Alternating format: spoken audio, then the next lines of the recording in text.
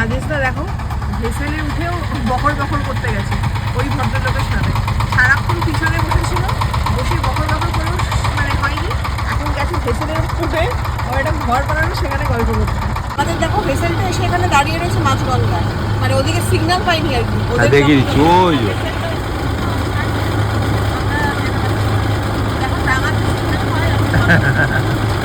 এখান থেকে ইয়ে কিনেছে, কি বলে, লটারির টিকিট, ডিয়ার লটারি। আবার বলছি সোনালি তুমি না হাত থেকে করে একটা লটারি বেছে দাও। আমি এই রে, তারপরে যদি না লাগে তুমি আমাকে যা গালাগাল দেবে মনে মনে। বলছি না, যদি 1 কোটি টাকা লেগে যায় সোনালি, তাই আমি বললাম যে তখন বলবে কে সোনালি, হুইসি, আমি তো চিনি না। 50-50 শেয়ার করবো, যদি 1 কোটি টাকা তোমার লাগে তাহলে 50-50 শেয়ার করবে তো। তখন চিনতেই পারবে না যে এই মানুষটাকে আমি চিনি না তো।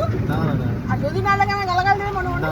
তোমার আরেকজনকে দেখো না কমেডি করবে, বলেছে জগদ্ধাত্রী পুজোর সময় নাকি প্রফেশনের দিন দিয়ে এগুলো শিখেছে, এই ডিজাইনটাও শিখেছে।